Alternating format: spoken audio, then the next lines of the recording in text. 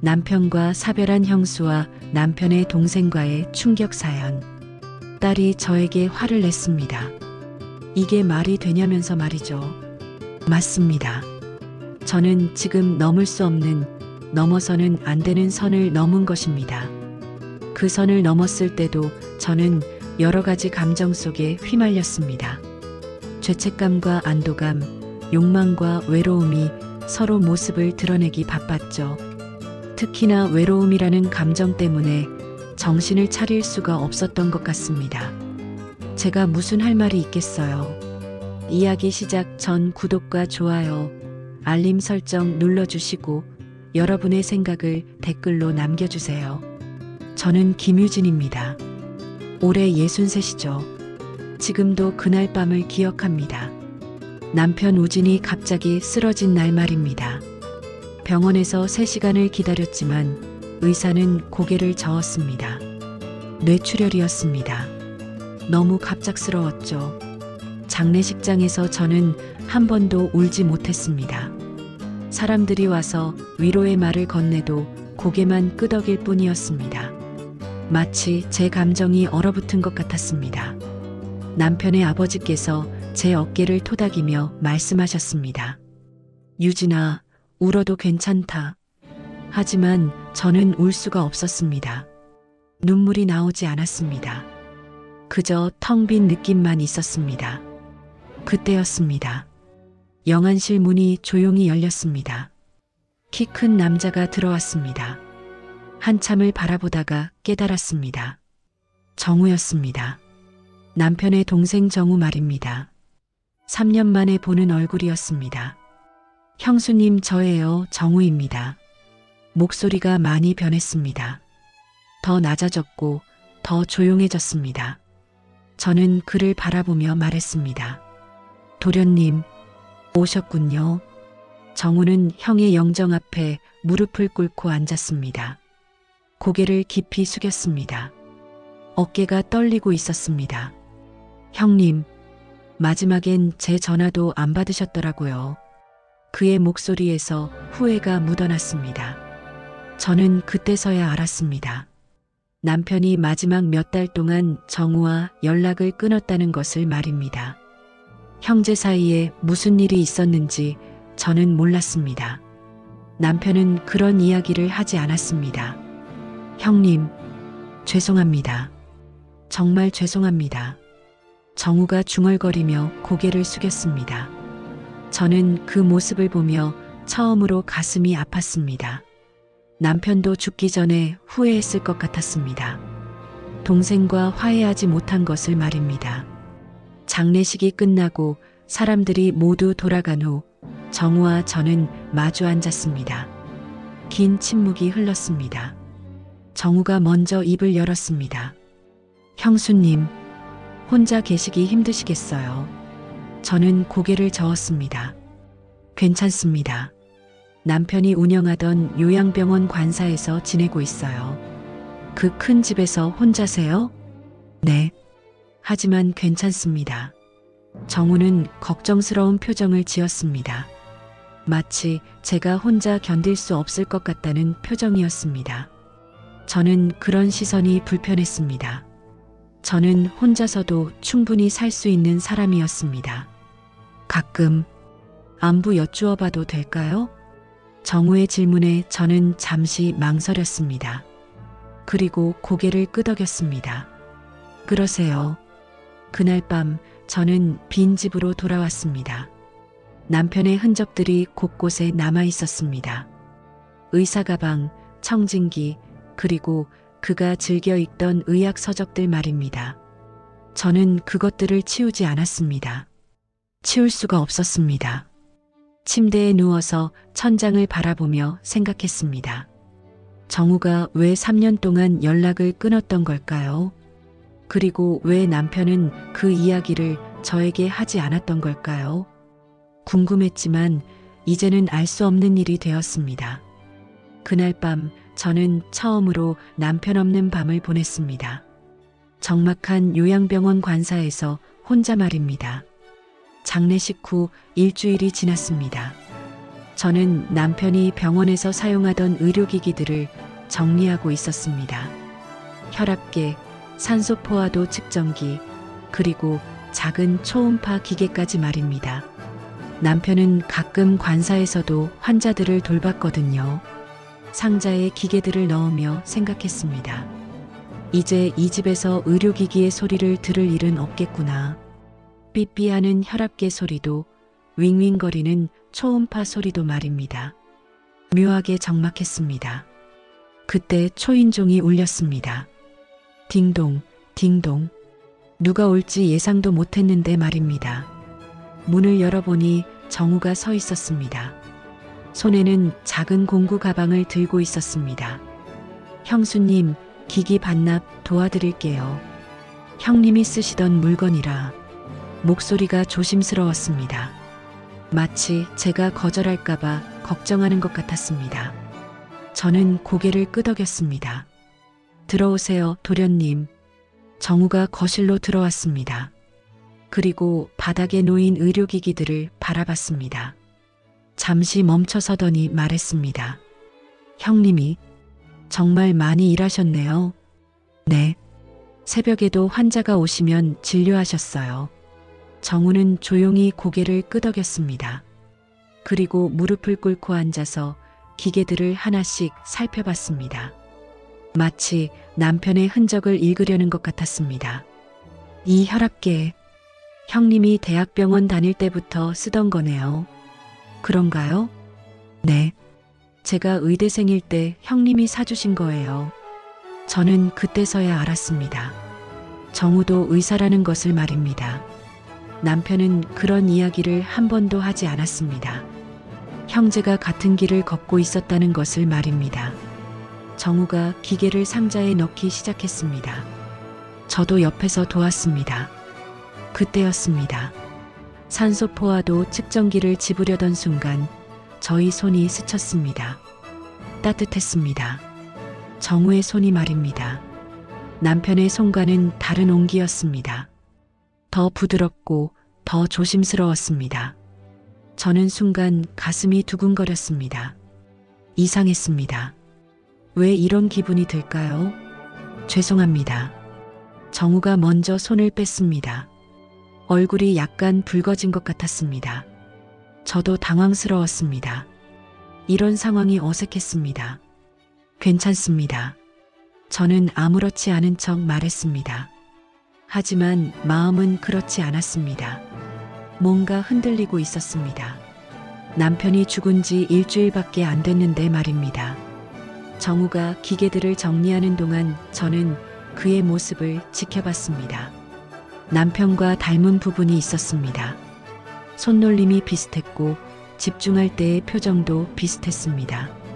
하지만 다른 점도 많았습니다. 더 섬세하고 더 조심스러웠습니다. 다 정리됐습니다. 정우가 상자를 들어 올리며 말했습니다. 생각보다 무거워 보였습니다. 저는 말했습니다. 무겁지 않으세요? 괜찮습니다. 이 정도는. 그때 정우가 갑자기 멈춰 섰습니다. 상자를 내려놓더니 중얼이듯 말했습니다. 형님한테 마지막으로 하고 싶었던 말이 아직도 남아있어요. 목소리에 후회가 묻어났습니다. 저는 그 말을 들으며 가슴이 아팠습니다. 정우도 남편만큼이나 고통스러워하고 있었습니다. 어떤 말이었는데요?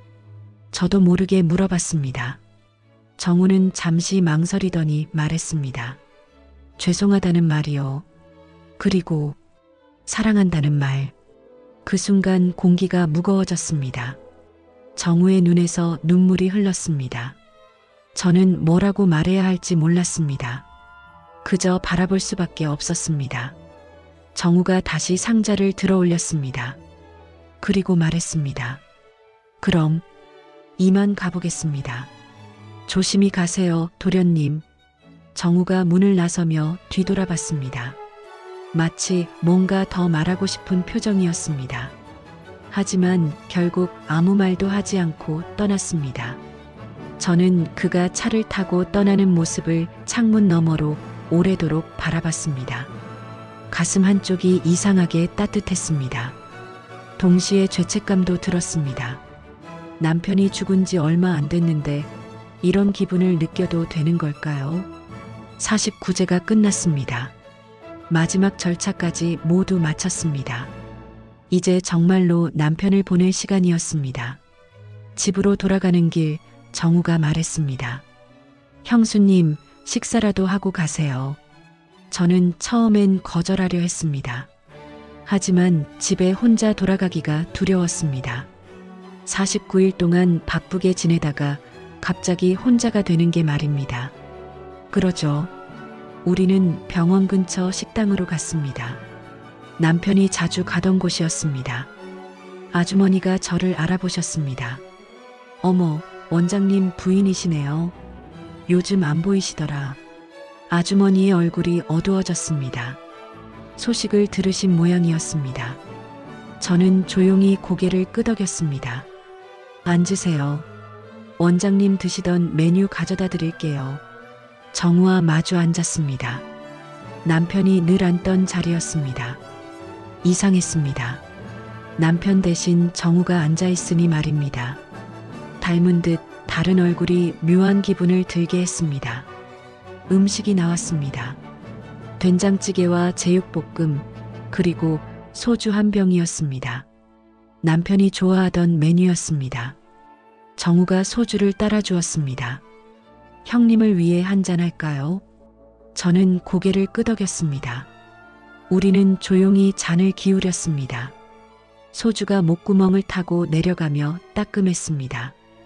평소에 술을 잘 마시지 않았는데 말입니다. 형수님, 많이 힘드셨죠? 정우가 조심스럽게 말했습니다. 저는 고개를 저었습니다. 괜찮습니다. 예상했던 일이에요. 예상하셨다고요? 네. 남편이 워낙 무리를 많이 했거든요. 병원 일에 너무 몰두하셨어요. 정우의 표정이 어두워졌습니다. 마치 자신도 그 책임이 있다는 듯한 표정이었습니다. 저는 그런 정우가 안쓰러웠습니다. 도련님 잘못은 아니에요. 하지만 제가 형님과 연락을 끊지 않았다면 정우가 말을 잇지 못했습니다. 저는 궁금했습니다. 도대체 형제 사이에 무슨 일이 있었던 걸까요? 우리는 계속 잔을 기울였습니다. 2병째 소주를 시켰습니다. 점점 말이 많아졌습니다. 정우가 의대 시절 이야기를 했습니다. 남편과 함께 공부하던 이야기도 했습니다. 형님이 정말 자랑스러워 하셨어요. 형수님을 만나셨을 때 정우의 말에 제 가슴이 뭉클했습니다. 남편이 저를 어떻게 생각했는지 들을 수 있었습니다. 어떻게 자랑하셨는데요? 예쁘고 똑똑한 여자를 만났다고 매일 자랑하셨어요. 저는 웃음이 나왔습니다. 남편다운 이야기였습니다. 그는 항상 저를 다른 사람들에게 자랑했거든요. 제육볶음을 집으려고 젓가락을 뻗었습니다. 그때 정우의 젓가락과 닿았습니다. 며칠 전에 이어 또다시였습니다. 이번엔 더 오래 닿아 있었습니다. 정우가 젓가락을 빼지 않았습니다. 저도 그대로 있었습니다. 묘한 긴장감이 흘렀습니다. 마치 시간이 멈춘 것 같았습니다. 죄송합니다. 정우가 먼저 젓가락을 뺐습니다. 얼굴이 붉어져 있었습니다. 술 때문인지 다른 이유 때문인지 알 수 없었습니다. 괜찮습니다. 저는 아무렇지 않은 척 말했습니다. 하지만 가슴이 다시 두근거렸습니다. 이상했습니다. 왜 계속 이런 기분이 들까요? 정우가 조용히 말했습니다. 형님이 가장 믿었던 사람은 형수님이었어요. 그 말에 저는 젓가락을 놓았습니다. 더는 음식을 씹을 수가 없었습니다. 고개를 떨궜습니다. 그 말이 너무 진심으로 들렸기 때문입니다. 분명 남편에 대한 이야기였습니다. 하지만 이상하게 저를 위한 말처럼 들렸습니다. 정우가 저를 위로하려는 말처럼 말입니다. 형님이 마지막에 하신 말씀이 있어요. 정우가 계속 말했습니다. 저는 고개를 들어 그를 바라봤습니다. 유진이를 잘 부탁한다고 그렇게 말씀하셨어요. 그 순간 눈물이 났습니다. 남편의 마지막 부탁이었습니다. 저를 걱정하는 마음이었습니다. 정우도 눈물을 흘리고 있었습니다. 죄송합니다. 슬픈 이야기를 해서. 아니에요. 들을 수 있어서 좋았어요. 우리는 더 이상 말하지 않았습니다. 그저 조용히 남은 술을 마셨습니다. 마음이 복잡했습니다. 슬픔과 위로가 섞여 있었습니다. 식사가 끝나고 정우가 말했습니다. 오늘은 병원 게스트룸에서 묵겠습니다. 내일 서울로 올라가려고요. 그러세요. 집으로 돌아왔습니다. 평소라면 남편의 옷장을 열어서 그의 향기를 맡곤 했습니다. 하지만 그날 밤은 그러지 않았습니다. 왜인지 모르겠지만 그럴 기분이 아니었습니다. 침대에 누워서 천장을 바라봤습니다. 정우의 말들이 머릿속을 맴돌았습니다.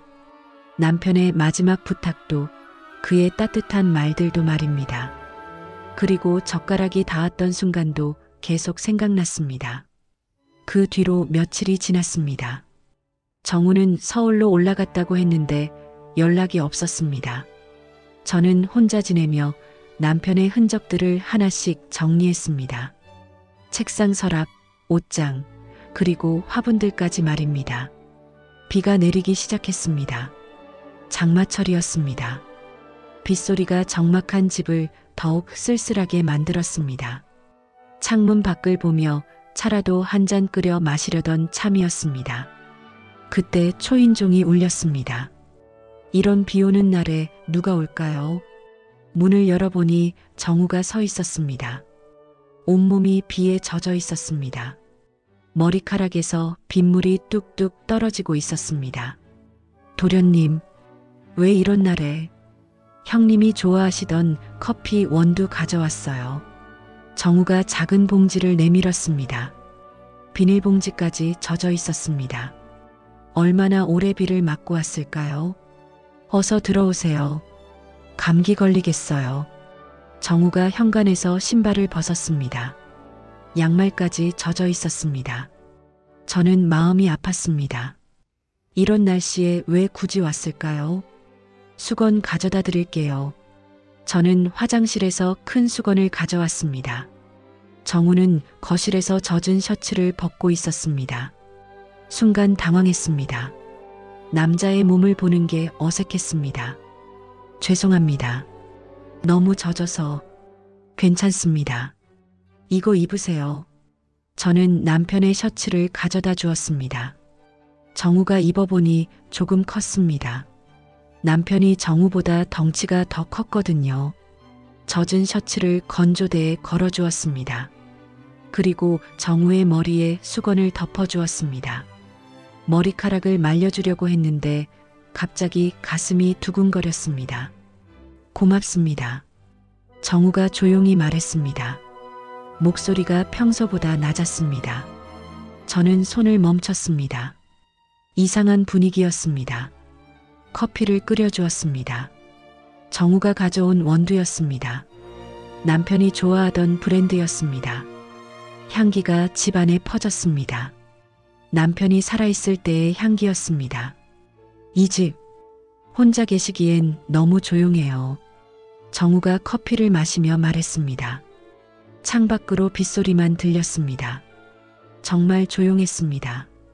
너무 조용해서 때로는 무서울 정도였습니다. 저는 대답하지 않았습니다. 대신 정우의 손을 조용히 잡았습니다.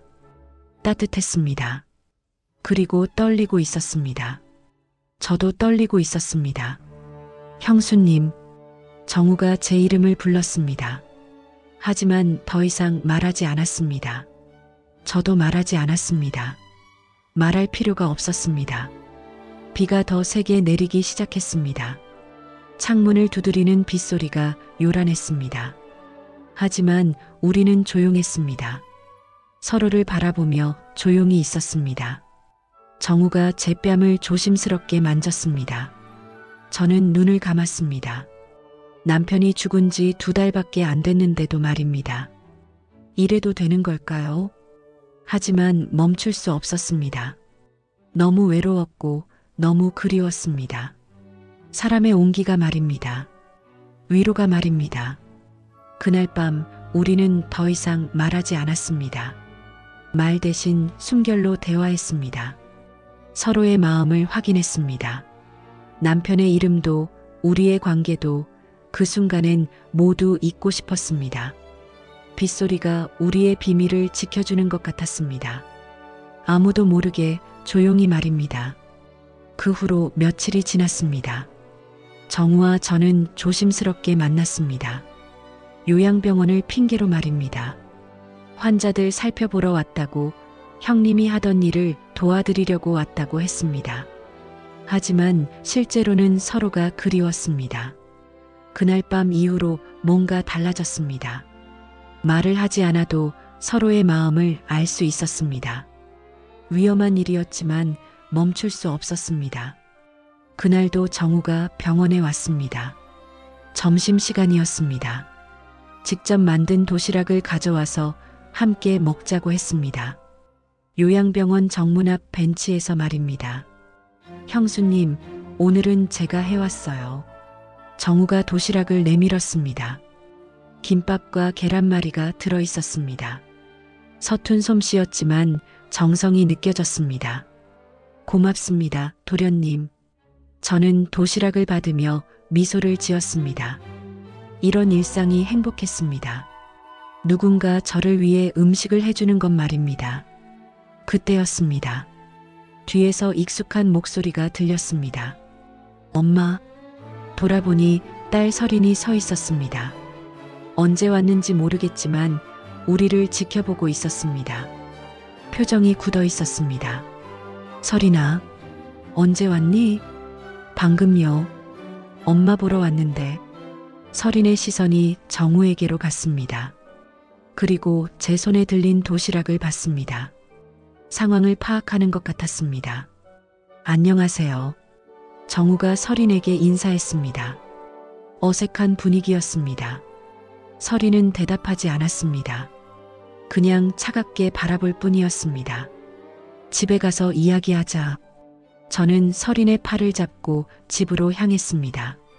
정우는 뒤에서 따라오지 않았습니다. 혼자 벤치에 남아 있었습니다. 집에 도착하자마자 설인이 말했습니다. 엄마, 설마 작은아버지랑? 직설적인 질문이었습니다. 저는 대답할 수 없었습니다.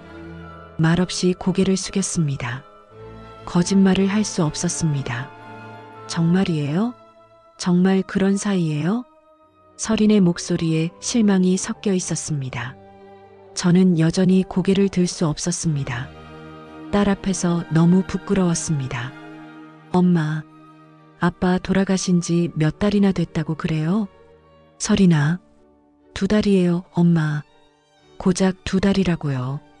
설인이 울먹이며 말했습니다. 제 가슴이 찢어지는 것 같았습니다. 딸의 실망스러운 눈빛을 견딜 수 없었습니다. 하필이면 왜 작은아버지예요? 다른 사람도 아니고. 미안해, 설인아. 미안하다고 되는 일이에요? 아빠가 뭐라고 하실 것 같아요? 그날 밤 설인은 제 방에 들어왔습니다. 손에 사진 한 장을 들고 있었습니다. 어릴 적 저희 가족 사진이었습니다. 남편과 저, 그리고 어린 설인이 웃고 있는 사진 말입니다. 이거 기억하세요? 설인이 사진을 제게 내밀었습니다. 행복했던 시절의 기억이 떠올랐습니다. 남편이 살아있던 때 말입니다. 사진 뒤에 뭔가 써 있었습니다. 설인이 쓴 글씨였습니다. 엄마, 제발. 아빠의 자리만큼은 지켜줘요. 그 글을 보는 순간 눈물이 터졌습니다. 딸이 얼마나 상처받았는지 알 수 있었습니다. 제가 얼마나 잘못했는지도 깨달았습니다. 설인아, 엄마가 행복하셨으면 좋겠어요. 정말로요. 하지만 이건 아니에요. 설인이 조용히 말했습니다. 울지는 않았지만 목소리가 떨리고 있었습니다. 아빠를 너무 빨리 잊으시는 것 같아서 슬퍼요. 그 말에 저는 더 이상 참을 수 없었습니다. 정말로 울었습니다. 남편이 죽은 후 처음으로 진심으로 울었습니다. 설인이 방을 나간 후 저는 남편의 사진을 꺼냈습니다. 결혼할 때 찍은 사진이었습니다. 행복한 미소를 짓고 있는 남편의 모습 말입니다. 여보, 미안해요. 정말 미안해요. 사진 속 남편에게 말했습니다. 제가 얼마나 잘못했는지 인정했습니다. 너무 빨랐습니다. 너무 성급했습니다. 어떻게 해야 할까요? 어떻게 하면 될까요? 하지만 남편은 대답하지 않았습니다. 그저 미소만 짓고 있을 뿐이었습니다. 저는 그 미소가 용서의 의미인지 실망의 의미인지 알 수 없었습니다. 그날 밤 저는 오랫동안 울었습니다. 딸에 대한 미안함, 남편에 대한 죄책감, 그리고 정우에 대한 혼란스러운 마음까지 모든 것이 뒤섞여 있었습니다. 무엇이 옳은 일인지 더 이상 알 수 없었습니다. 설인이 서울로 올라간 후 며칠이 지났습니다. 저는 딸의 말을 계속 생각했습니다. 아빠의 자리를 지켜달라는 그 간절한 부탁 말입니다. 하지만 마음은 그렇게 간단하지 않았습니다. 정우와의 만남은 계속됐습니다. 하지만 예전처럼 자연스럽지 않았습니다. 서로 조심스러워했습니다. 딸에게 들킨 일이 우리를 위축시켰습니다. 요양병원에서 일하는 간병인 아주머니가 저에게 말했습니다. 원장님 부인, 요즘 젊은 선생님이 자주 오시네요. 네. 남편 일을 도와주시려고 하세요. 그런가 보네요. 참 착하신 분 같아요. 아주머니의 말에는 특별한 의미가 없어 보였습니다. 하지만 왜인지 불안했습니다. 사람들이 알아차리기 시작하는 것 같았습니다. 며칠 후 복도에서 환자 보호자들이 수군대는 소리를 들었습니다. 형수님이랑 정우 선생님, 요즘 좀 수상하지 않아요? 맞아요. 너무 자주 만나시는 것 같아요. 아직 상중인데 좀 그렇지 않나요? 저는 그 자리를 서둘러 피했습니다. 가슴이 두근거렸습니다. 사람들이 눈치채기 시작했습니다. 이런 식으로 소문이 퍼지면 안 됐습니다. 일요일 교회에 갔습니다. 남편과 함께 다니던 교회였습니다. 예배가 끝나고 권사님이 저를 부르셨습니다. 유진 씨, 잠깐 이야기 좀 할까요? 권사님은 저를 조용한 곳으로 데리고 가셨습니다. 무슨 말씀을 하실지 대충 짐작이 갔습니다. 요즘 어떻게 지내세요? 그럭저럭 지내고 있습니다. 혼자 지내시기 힘드시죠? 권사님의 목소리가 조심스러웠습니다.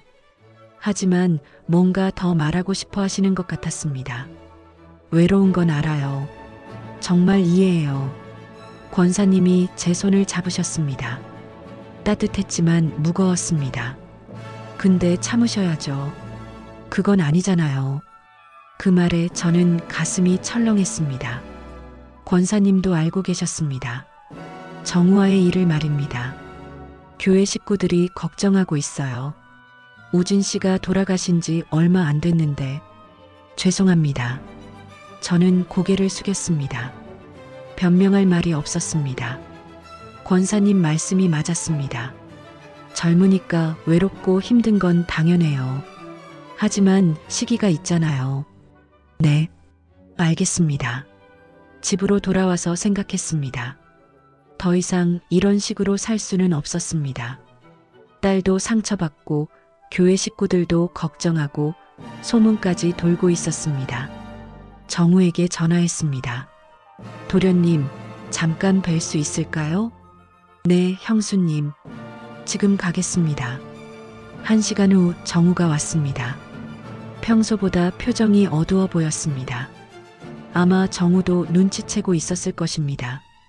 앉으세요. 우리는 거실에 마주 앉았습니다. 침묵이 흘렀습니다. 무슨 말부터 해야 할지 몰랐습니다. 도련님, 네, 형수님. 우리 여기까지만 하죠. 정우의 표정이 굳어졌습니다. 예상했던 말이었겠지만 직접 들으니 충격이었을 것입니다. 사람들이 이야기하기 시작했어요. 그리고 서린이도 많이 상처받았고요. 정우는 대답하지 않았습니다. 그저 고개를 숙이고 있을 뿐이었습니다. 제가 너무 성급했어요. 남편이 죽은 지 얼마 안 됐는데. 형수님, 정우가 저를 불렀습니다. 하지만 더 이상 말하지 않았습니다. 저도 알고 있었어요. 정우가 조용히 말했습니다. 이런 식으로 계속될 수 없다는 걸 말이에요. 정우의 목소리에 체념이 묻어났습니다. 슬퍼 보였지만 이해하고 있는 것 같았습니다. 그럼 이제 정말 끝인가요? 네, 끝이에요. 정우는 한참을 말없이 앉아 있었습니다. 뭔가 더 말하고 싶어 하는 것 같았습니다. 하지만 결국 아무 말도 하지 않고 천천히 일어섰습니다. 그럼 이만 가보겠습니다. 조심히 가세요. 정우가 문을 나서며 한번 뒤돌아봤습니다. 마지막 인사였습니다. 저는 그 모습을 오래도록 바라봤습니다. 그날 이후 정우는 다시 나타나지 않았습니다. 전화도 오지 않았고 문자도 없었습니다. 깔끔하게 정리된 이별이었습니다. 하지만 마음은 그렇게 쉽게 정리되지 않았습니다. 가끔 정우 생각이 났습니다. 그의 따뜻한 손길이, 그의 다정한 목소리가 그리웠습니다. 그래도 이게 맞는 선택이었습니다. 딸을 위해서도, 남편을 위해서도, 그리고 저 자신을 위해서도 말입니다. 정우와 헤어진 후 한 달이 지났습니다. 요양병원 관사에서의 생활은 점점 힘들어졌습니다. 모든 곳에 기억이 남아 있었습니다. 남편의 기억, 그리고 정우와의 기억까지 말입니다. 거실에 앉을 때마다 정우가 젖은 셔츠를 벗던 모습이 떠올랐습니다. 부엌에서 차를 끓일 때마다 함께 커피를 마시던 기억이 났습니다. 모든 것이 고통스러웠습니다. 딸 서린도 자주 내려와서 저를 살폈습니다. 하지만 예전 같지 않았습니다. 조심스러워했고 어색했습니다. 제가 저지른 일 때문에 관계가 틀어진 것 같았습니다. 엄마, 여기서 계속 사실 거예요? 서린이 어느 날 물었습니다. 저는 대답하지 못했습니다. 사실 떠나고 싶었지만 갈 곳이 없었습니다. 서울로 오세요. 제 근처에서 사셔요. 고마워, 서린아. 하지만 아직도 그분 생각하세요? 서린의 직선적인 질문에 저는 할 말이 없었습니다. 사실이었습니다. 정우 생각을 완전히 지울 수는 없었습니다. 그날 밤 결심했습니다. 이 집을 떠나기로 말입니다. 남편의 향기가 남아있는 이 집에서 정우의 그림자가 어른거리는 이 공간에서 벗어나야 했습니다. 그래야 새로 시작할 수 있을 것 같았습니다. 서울 외곽을 돌아다니며 집을 구했습니다. 조용한 골목의 작은 원룸이었습니다. 요양병원 관사에 비하면 너무 작았지만 저에게는 딱 맞았습니다. 혼자 살기에 충분했습니다. 이삿짐은 많지 않았습니다. 남편의 물건들은 대부분 두고 왔습니다.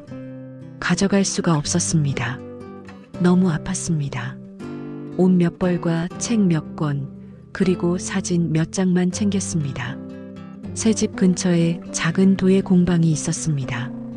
예전부터 도자기에 관심이 있었는데 남편이 바빠서 배울 기회가 없었습니다. 이제는 시간이 많았습니다. 처음이세요? 공방 선생님이 친절하게 물어보셨습니다.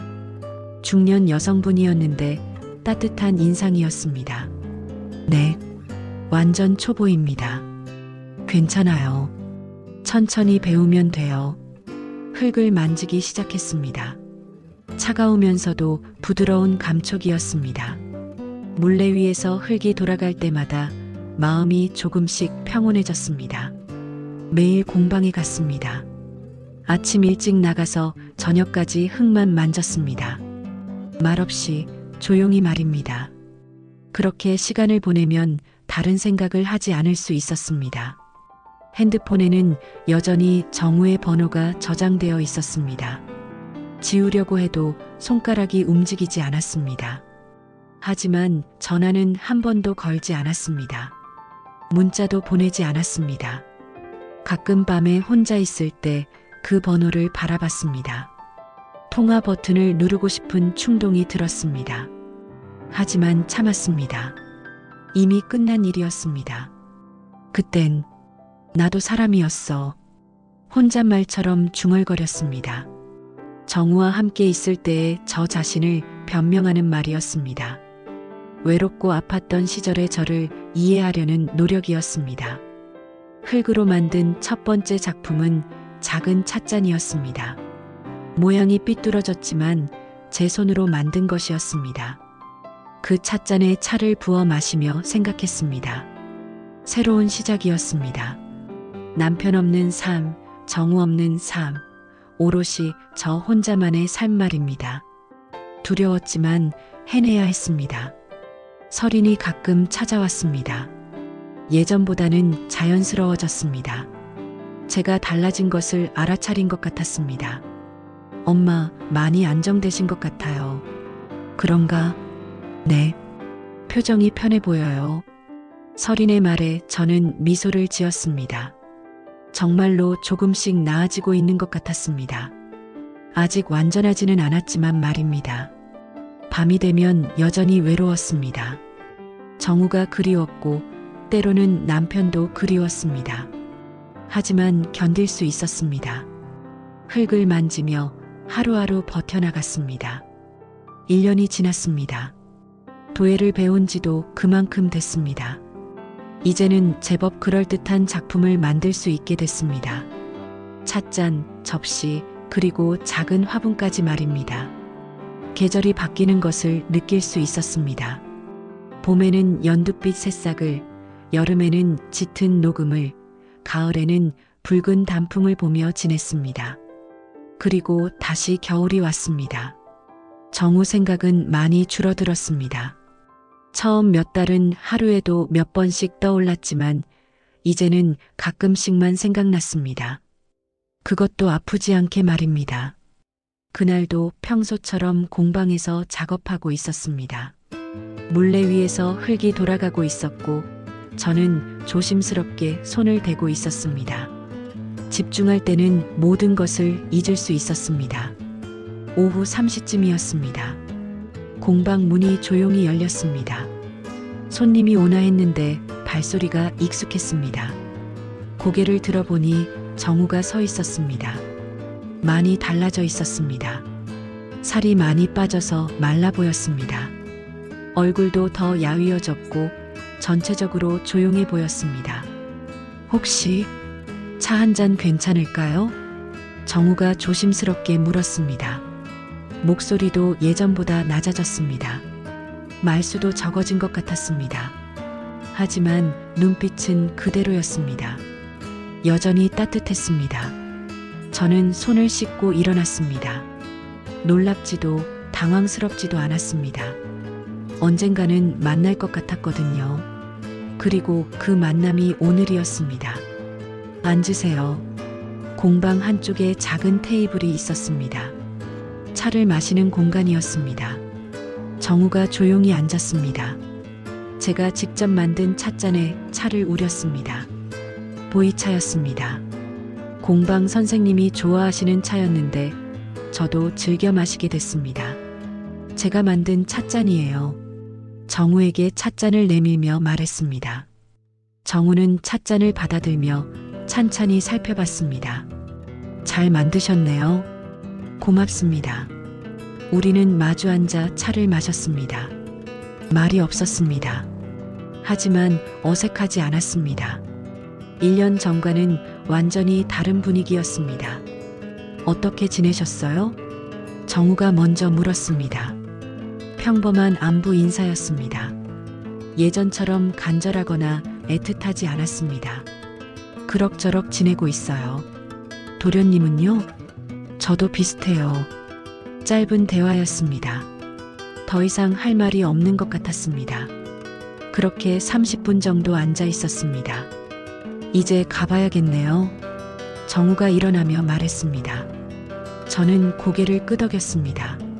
손님처럼 가끔 오신다면 괜찮아요. 제가 말했습니다. 정우는 잠시 저를 바라보더니 작게 미소를 지었습니다. 그럴게요. 정우가 나간 후 저는 다시 작업을 시작했습니다.